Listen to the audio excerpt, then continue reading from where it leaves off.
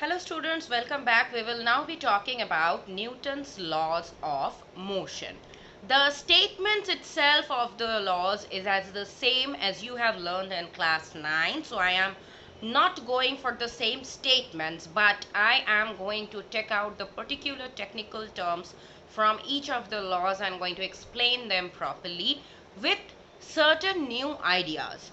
The new idea which you have learned is in your class calculation of vectors, and by the time since you are over with your unit test exams, I suppose the concept is properly clear, and you have the idea of the vectors, the direction, the unit vectors, the resolution of vectors or the resolving of vectors, and that of the resultant vectors. So the first thing we are going to talk, of course, the Newton's first law, that is as I mentioned in the previous video of the term inertia, which was very clearly described and said in that law. An object tends to be at rest or stays at rest, in fact, until and unless an external force is applied on it. We have seen a certain lots of examples regarding that, so you can go through the previous video if you have not seen them. Now what I am going to talk about is that of the momentum. This will be the topic of today's video, and that will be described properly. Now, momentum as we know it from the previous class, it does give a mathematical form of P as the denotation, which is equal to mv. I'm sorry for the bad writing over here, but you can understand that I am writing in the reverse way. So this was the format or the formula which you have learnt in your previous class, that is P is equal to mv. In case you are having the prescribed textbook, that is Newton ISA Physics, the latest edition which I am having, the page number is 221, where they are talking about linear momentum.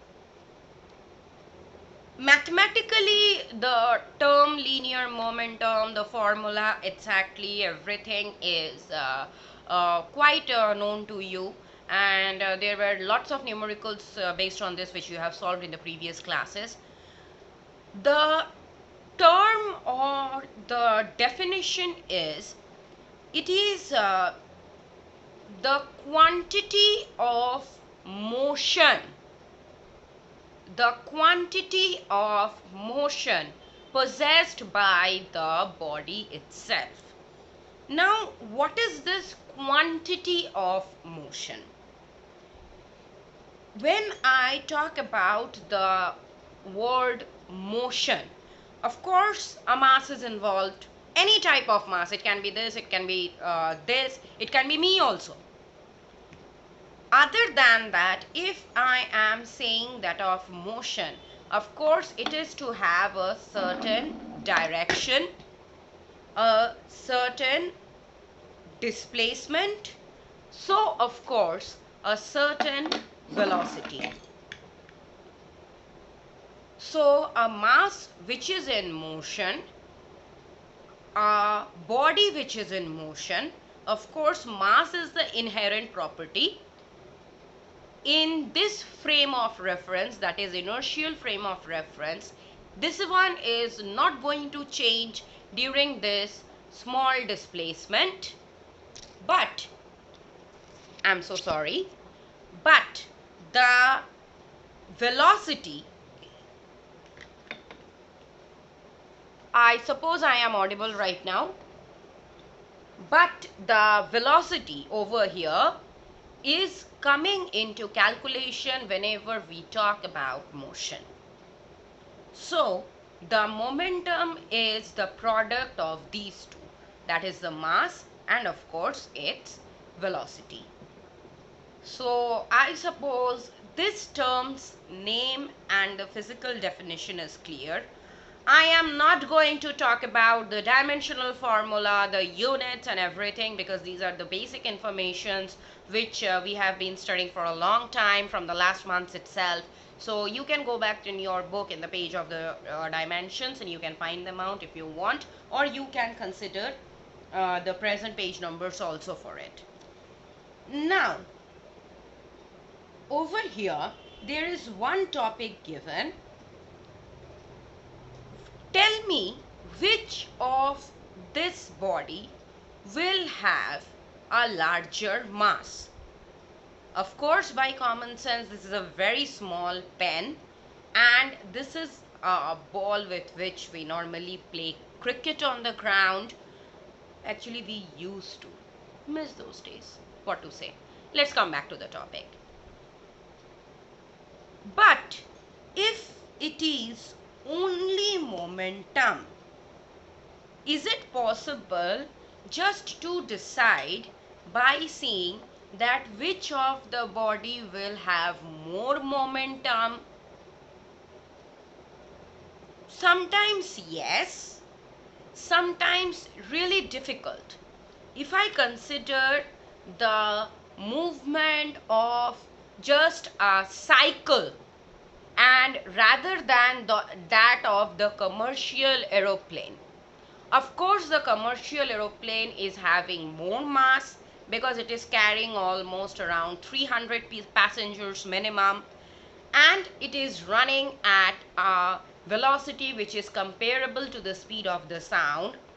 So in that case, of course, the aeroplane is having more mass than the cycle.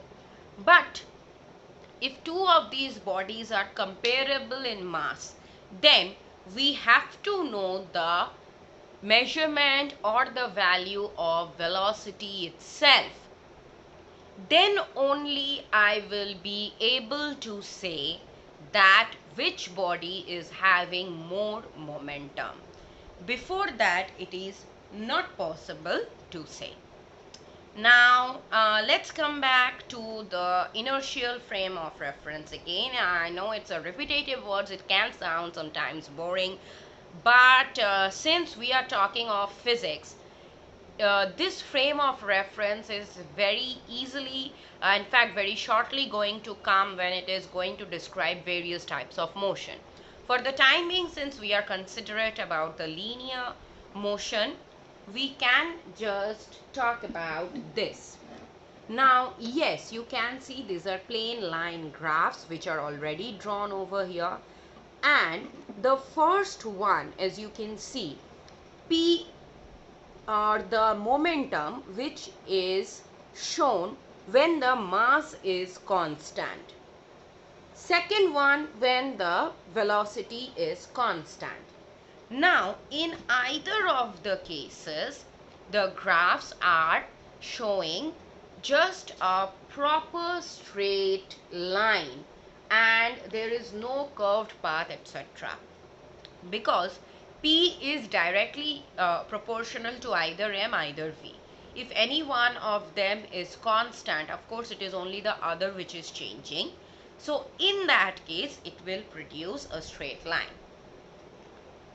In the case when the momentum is constant only, that means the velocity it can change or the mass can change, and both in simultaneous case, that the velocity is also changing, mass is also changing. This type of motion is of course the rocket propulsion. The structure which you have seen is a parabola. In this case, what happens is, actually instead of parabola, I can call it rectangular hyperbola, because it is just in the first quadrant, and in this case, of course, the structure which you can see is just a perfect curved one, and it is based on this rectangular graph axis. So it can be called a rectangular hyperbola. This parabola, hyperbola, circle, ellipse, all these are part of the conic sections. You will soon get to learn all of them in details. So please wait for the perfect description. But these type of structures are actually known as the hyperbola, rectangular hyperbola. Like you have studied about straight lines and the concept of slopes, etc. In your previous classes during ICSE, there were numerous equations involved in that. So this is also similar to that. Now we will talk about the most important law given by Mr. Isaac Newton. Newton's second law. Why I always insist on this second law? Because the first law and the third law, both of them can be derived from this second law itself, and every action, reaction, motion, all those can be explained by this single law. A very small statement goes for it, that is, the rate of change of momentum is directly proportional to the applied force and takes place in the direction of force. So in this case, let's come to the terms one by one. First of all, the time rate of a body directly proportional time rate. That means the rate of change of momentum. In this case, I am writing something. I suppose you will find it relevant. P is equal to mv. We knew already this formula. Now, since we are in class 11, we will not like the kids of class 9. We have to give it a certain denotation, which of course is nothing but the vector sign. So over here you can see it is the direction of the momentum, which is in the direction of velocity itself. Now coming to the first statement, that is rate of change of momentum. That means all these by time mv by t. In this case, mass is always constant in inertial frame of reference, so it can only be v by t. So it is mv by t, which is velocity by time, resulting in acceleration. So the rate of change of momentum is nothing but the force applied. Now, as I was talking about that the consequences of second law of motion, or how the other two laws, that is the first law and the third law. Third law, of course, you know very well, and this is proved every time every action has an equal and opposite reaction. That means the same amount of force or the same amount of momentum, but in the opposite direction. Now let's check how can we just bring out the first law and the second law, the first law and the third law from this law itself. When I am talking about the rate of change of momentum, the outcome is force. Now the force, of course, has a direction, the acceleration has a direction. Mass, since it is the inherent property which is constant for all of this, it can't be zero. For me, it can be zero in Kolkata if I leave Kolkata and shift to any other city beside, like that of any city in Rajasthan or that of any city in Maharashtra, etc. But wherever I go, this body will only be displaced, so of course mass is constant. similar case for this also. Now comes the topic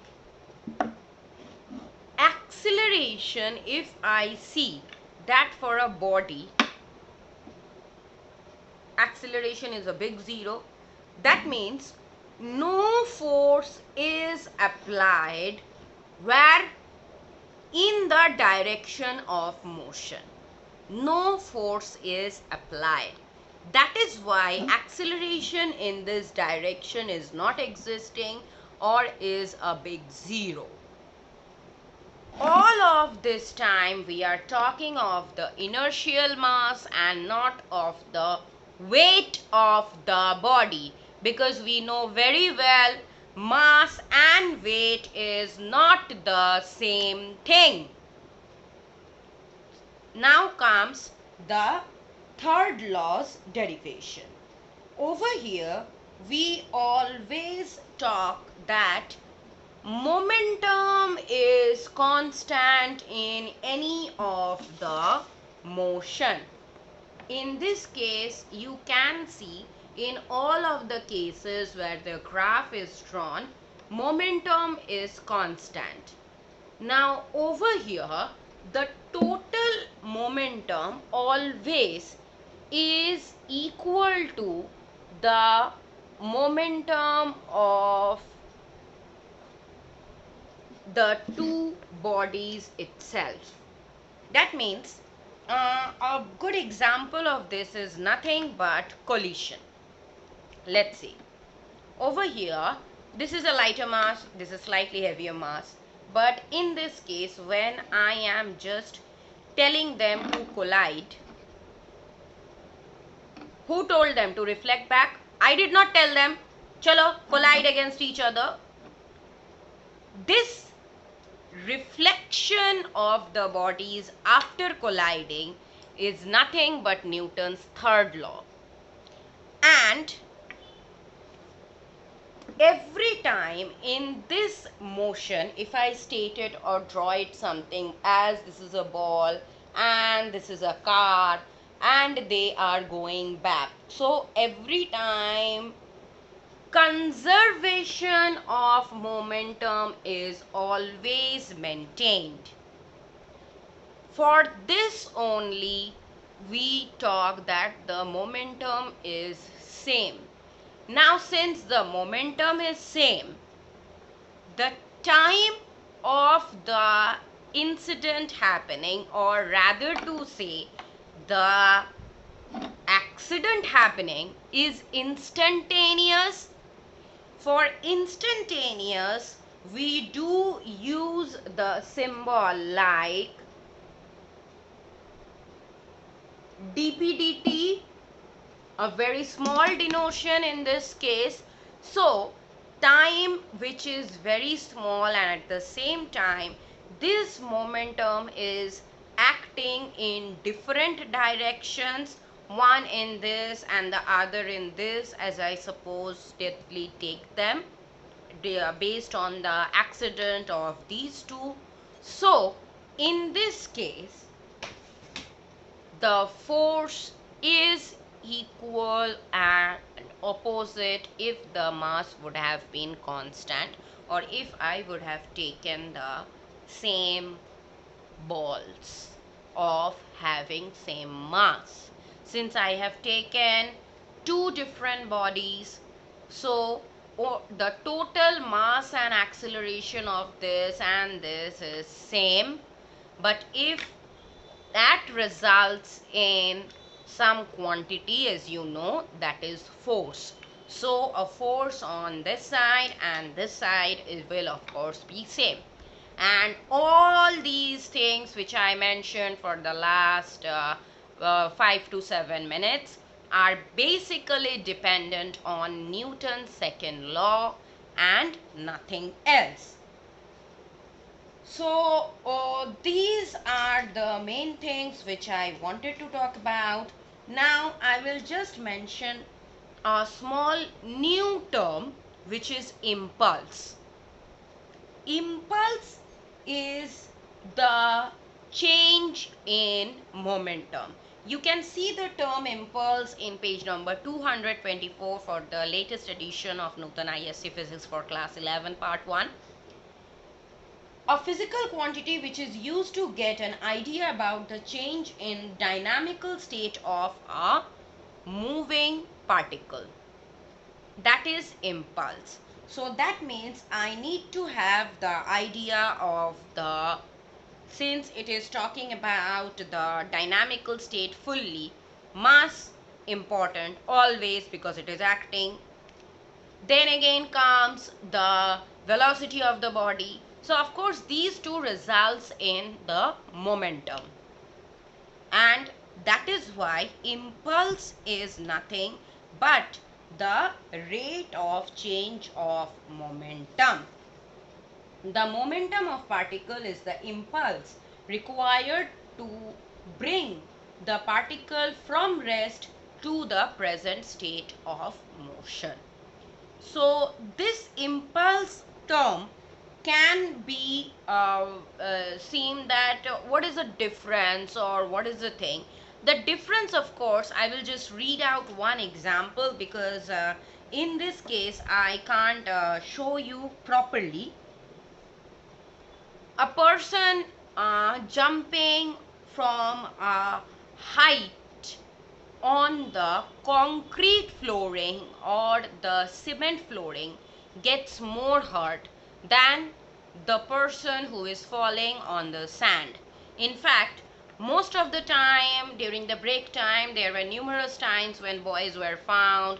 I am not being gender biased, but as of my experience in your school, I have caught only boys. So it's not that girls can't punch each other. Of course they can, but I have not seen in your school.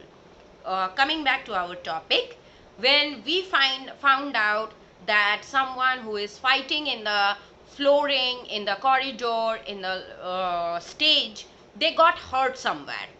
But those people who were fighting on the ground with the grass field on it and everywhere, in that case, I just saw that some dust etc. is on their shirt, but they are properly fine. This happens due to the strong reaction which is received from the concrete or the cemented floor.